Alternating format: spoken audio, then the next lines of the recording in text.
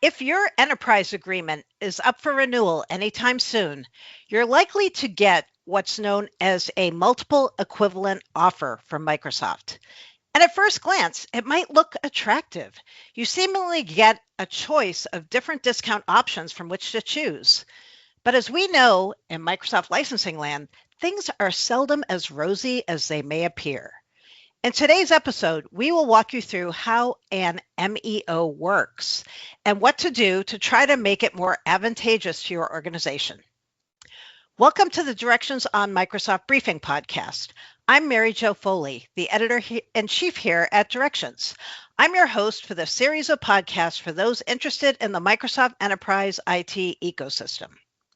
My guest today is Directions Senior Analyst Steve Kelley. Steve is an independent advisor specializing in Microsoft Enterprise Agreement negotiation, license optimization, audit defense, and FinOps modeling. Before joining Directions, he spent 11 years as president and CEO of Software Licensing Advisors, an independent Microsoft licensing optimization and negotiation consultancy. Steve is also the founder of Microsoft, Google, and AWS Bid Marketplace, licensebids.com. Hi, Steve. Thank you so much for joining me today to talk about MEO. Glad to be back. This one's been on my mind for a while now. The MEO is showing up on every EA renewal that I'm working on right now, and most customers don't fully understand how seductive the offer is. All right. Well, listeners, Steve recently wrote a great summary of how MEO works for our blog at directionsonmicrosoft.com. So if you have not yet checked that out, you should. But Steve, you're here now, so give us the elevator pitch about MEO. What is this thing in a nutshell? Sure. So when the EA comes up for renewal, especially when it's the status quo, you're just renewing the same thing, Microsoft will put a proposal in front of you that looks like a choice. Mm-hmm. Now, your current footprint, let's say you're on E3, gets quoted at full list price. No discount given the 2025 price consistency announcement that occurred in August of 2025 and was implemented in November. That ended volume discounting. So, and sitting right next to that E3 renewal proposal are one or two alternative options. E5, say, with a 40% discount, at least in year one. Maybe E7 with a 65% off initially. The year one dollar total of all three columns lands in roughly the same place by design. Right. You look at it and you think, well, I'm getting more for the same money. That's at least Microsoft's pitch. Mm-hmm. And here's what's actually going on. Those discounts aren't flat across the term. That'll easily be seen. They erode every year. Microsoft is willing to do 5-year terms where they would do 40, 30, 20, 10, and 0% discount presented on a non-standard 5-year term then. So by year 5, both discounted paths land at full retail. And full retail on E5 is 58% more than what you were paying for E3 when you started. E7 is 175% more. Almost 3 times what you walked in paying. Wow. So that's not really 3 offers. That's one trap with 3 doorways. Definitely. So it seems like the trick of MEO is you make the first year pricing look so enticing that customers might just rush out and not really sit there and do the math and look through it all. But as you note, it's not year one that's the issue, right? Right. Year one is the bait. The real problem is year 5 and what happens at renewal after that. Because, here's the thing. By year 5, the discount is already gone. You're paying full retail for the last 12 months of the agreement before you even sit down to negotiate. You've been given 2 more years beyond the normal 36-month EA term to implement the additional features and functions. So the excuse that you aren't using them lands flat in your Microsoft negotiation. And frankly, it probably isn't even completely true. So, and when you sit down to renegotiate, you spent 5 years deepening your dependency on that Microsoft stack. The levers that you would normally use, the threat to downgrade back to E3, a credible alternative set of competing offers from other vendors, or a carefully defined set of personas, that all may be gone. Okay. You're set up for the highest price of the term with the least leverage of the term. That's not a coincidence. That's what the original discount was paying for. Microsoft was buying your inability to push back at the next renewal. So that discount bait is real. Yeah. The exit and renewal trap is also real. Both of those things are true at the same time. And most customers focus on the first one without realizing the full ramifications of the second. That's kind of further out. Sure, the Yep. customer will calculate the total contract value and they'll see that eroding discount over time and the prices going up. But the year one enticement will be an easy sell internally with short-term thinking applied.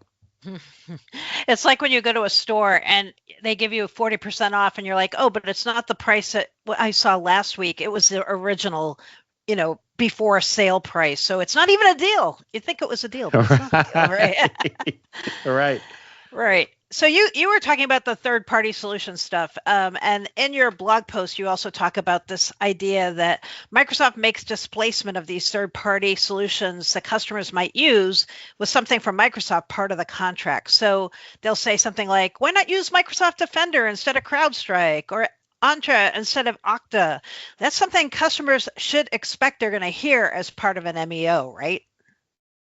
Yeah, and absolutely. And to be fair, the displacement pitch isn't crazy. I mean, Defender has come a long way. Entra is fine for most organizations. Some of these Microsoft products are genuinely competitive. Right. The savings story isn't fake either. If you cancel CrowdStrike and Okta and Mimecast, Zscaler, your DLP tool, I mean, you free up real budget that could fund this upgrade. But here's what's happening underneath. Every one of those displacements doesn't just save you money. It hardens the Microsoft dependency. Right. Your security operations center retools its detection content onto Defender. Yep. Every SaaS integration gets refederated through Entra. Your retention labels and your legal hold workflows get wired into Purview in ways that aren't very portable. Mm-hmm. Each of those decisions might be defensible, on its own, but the MEO isn't asking you to make them one at a time on the merits. It's asking you to make 6 of them simultaneously on a single procurement signature for a 5-year discount that's contractually scheduled to disappear. That's not a licensing, decision. That's a technology architecture decision being made impulsively in the checkout line. Yep. And most CIOs aren't aware that you're even making it. So, by year 5, when you'd want to push back on price, all your alternatives are gone. The CrowdStrike relationship is cold. Your identity and access management team hasn't touched a non-Microsoft identity provider in 3 years. Your in-house skill set has gotten Microsoft shaped. Yep. And that's the trap closing. Your next renewal is again here, and your E5 discount is now 0. But here comes E7 multiple equivalent offer to the E5 ERP prices, right? And the play is run all over again. Can you say lock in? Yes, you can. Yeah. All right, let's take a break here so that I can talk for a minute about something we've been very quiet about here at Directions, but we're about to get public about it. Our Atlas AI Assistant. Right now, we're testing it with select Directions on Microsoft.com members. We may be biased, but we think this is going to be the AI companion of your Microsoft licensing and technology dreams.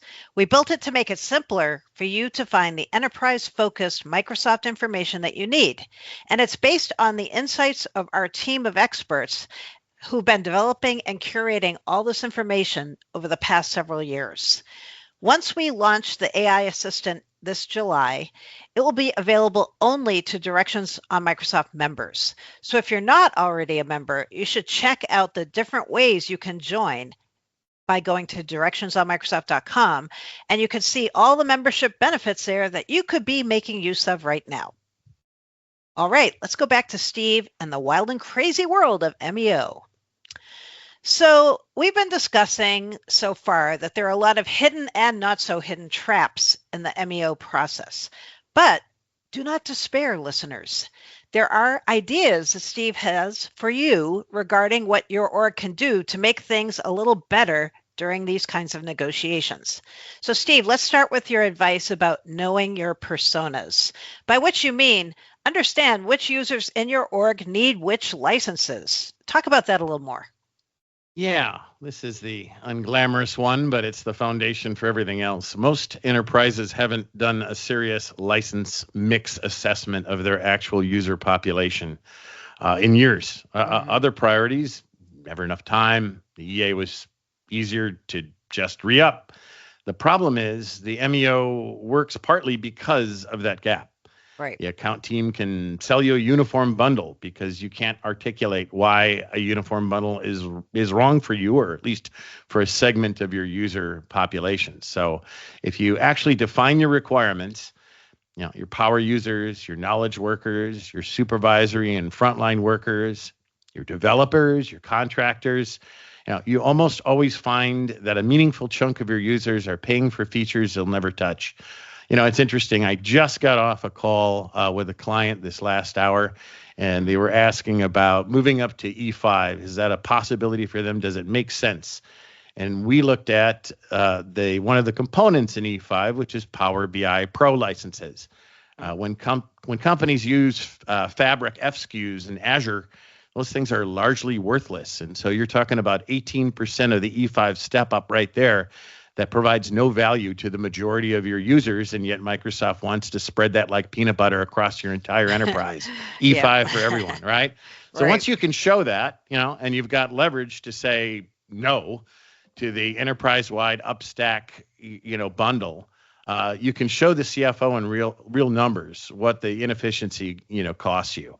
And this has to be done well before the MEO lands on your desk. Ideally started a year out, 9 months to a year out.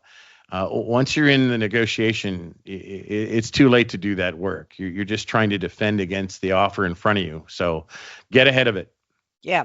I've been hearing people say that Microsoft is telling them regarding E7, you know what? The easiest way to go is just license everybody for E7. That would be very expensive if a customer didn't know which of their users really needed full E7 and which do not, right? So Wow, and that comes with all kinds of other landmines that we could save for does. another call. Exactly. Okay, another suggestion you have in your blog post is reset the business as usual baseline, which involves recalculating offered pricing. So it sounds like some customers need to be thinking about the effect of the elimination of volume discount pricing when they're looking at their current versus future pricing, right? Yeah, exactly right. So the way the MEO works, that business as usual column for your current E3 footprint, let's say, is quoted at full level A retail price. Now that the levels B through D are essentially discontinued, Right. your exit year discount has also expired. So maybe you came out of this your level D customer that represents a 12% discount on user subscription licenses, and you got an additional 10% off in that exit year of your customer price sheet of your contract, right? So that's gone now too. Now, without any of that in place, and then now a July price increase that's hitting customers whose EAs that are coming up for renewal, that compounds by another average 11%. And results in about a 35% or more increase. So that's what Microsoft is using as the basis to compare an E5 or E7 deal to, because that baseline they're sitting next to is already seriously inflated by these three compounding factors. And so the move customers need to make is refuse that premise, right? Demand that the business as usual column be priced fairly. And don't concede your license volume. Even if your product selection form still shows the volume level you qualify for, it's still showing on all the EAs, the different pools that you're in, and that, your level C or your level D customer, there's just no discounts associated with those anymore. But Microsoft will tell you those volume levels don't exist yet. When they, of course, have data centers and they're negotiating with the tax authorities or dark fiber vendors or power companies. Certainly their volume earns them better discounts, right? Right. So come on here. Let's push back. Demand reinstatement, of your volume discount or an equivalent, right? Okay. And reset that business as usual so that if you are looking at an MEO, it's priced according to a better baseline premise. Now, and so, I would also say too that as you get into a renewal period, start looking at whether your EA can be translated to the cloud solution partner channel, shopping the CSP channel where discounts go as deep as 20%. Regardless of what e-plan you're interested in renewing, you just take your business as usual bill of materials and you can shop it through the CSP. Now, you may not ultimately go there, but that's a leverage for Microsoft, conversation here. It's a separate subject I wrote about. Okay. You have to translate those SKUs carefully under the Microsoft customer agreement. And you'll be leaving the known world of enterprise agreements for good at that point. There's no looking back if you do execute on that path. But pushing back, properly setting the baseline premise doesn't necessarily kill the MEO conversation. Microsoft can, at least in principle, pile more discount on the E5 and E7 to keep those year one columns aligned. But that often means millions in savings across all MEO options. Right. And if they choose not to discount deeper and maintain the equivalency across the upstack options, the MEO conversation pivots back to what you should be discussing anyway, which is, your roadmap and the features you actually need, right? Yeah. That value equation. Okay. I'm going to open the E7 Pandora's box here and say to you, okay, E7, how does this affect the whole conversation around MEO? Well, yeah, I have many thoughts on E7. E7 is what makes the MEO genuinely dangerous, and it's the newest piece of this. A year ago, customers were seeing a 2-column proposal, a typical M365 E3 renewal versus a discounted E5 upsell, and now we're seeing those 3 columns. The inflated E3, based upon the factors we just talked about, the E5 equivalent and the E7 equivalent. And the E7 is the most aggressive of the 3.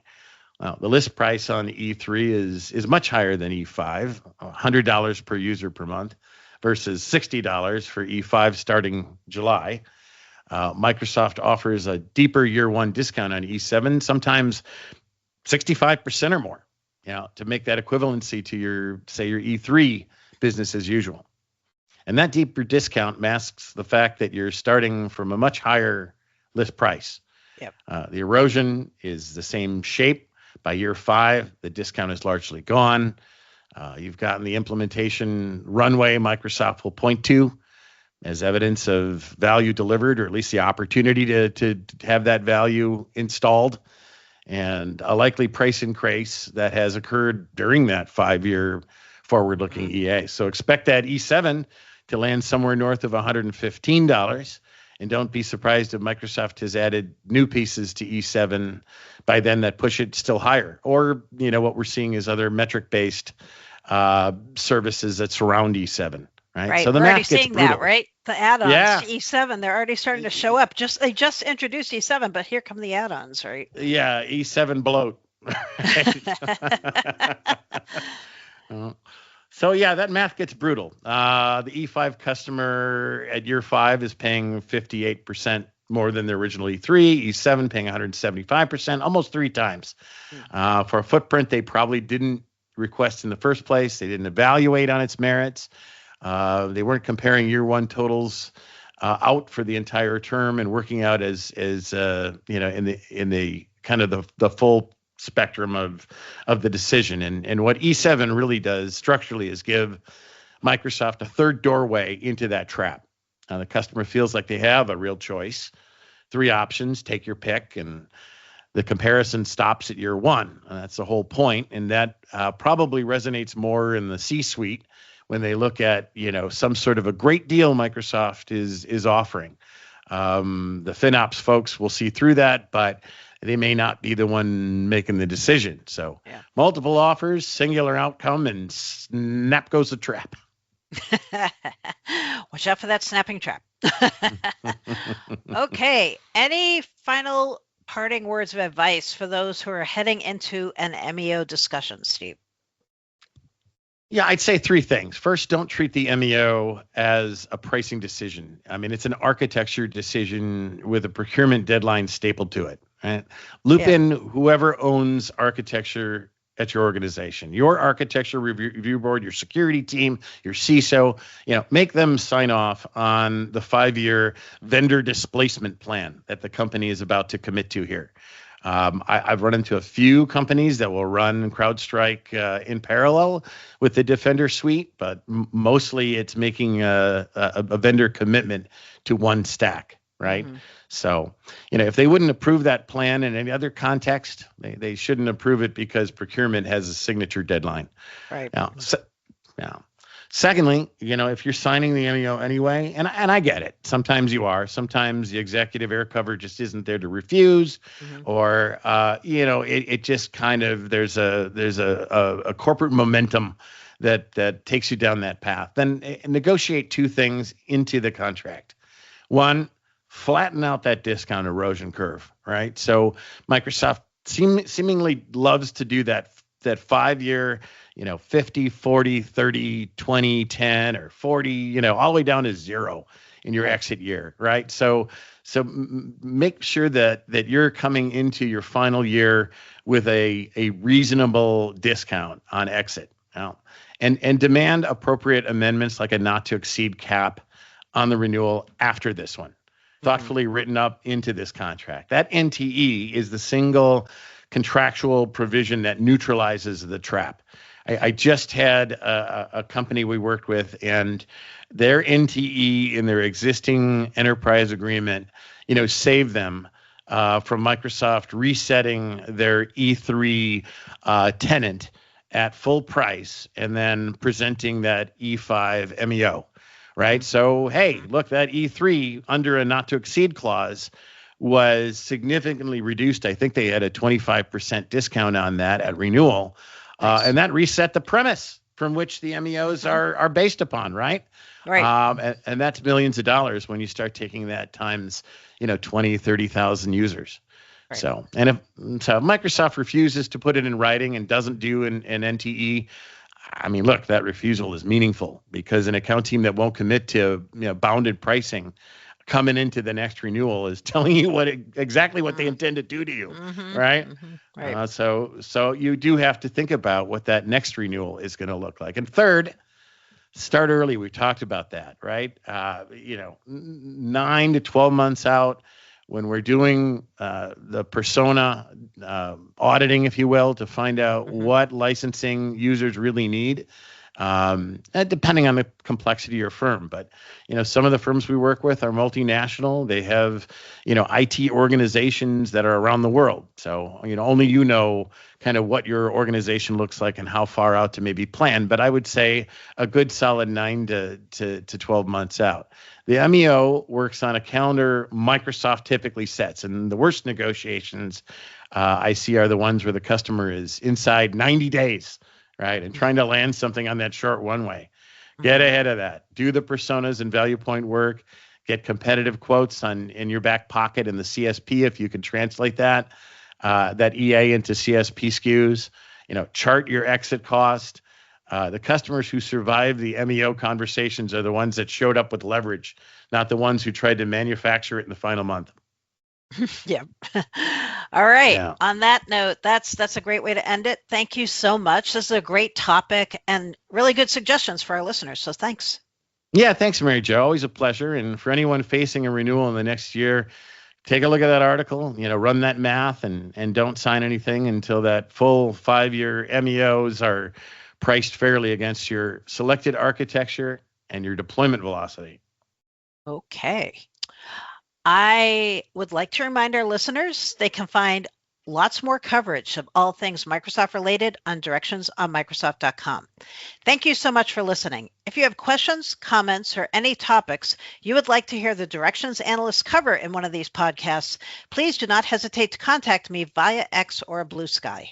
Directions on Microsoft also is on LinkedIn, so make sure you follow us there. And give us a follow at Directions MSFT on X, or directions on Microsoft on Blue Sky for all of the latest Microsoft Enterprise product and licensing information. Thanks again.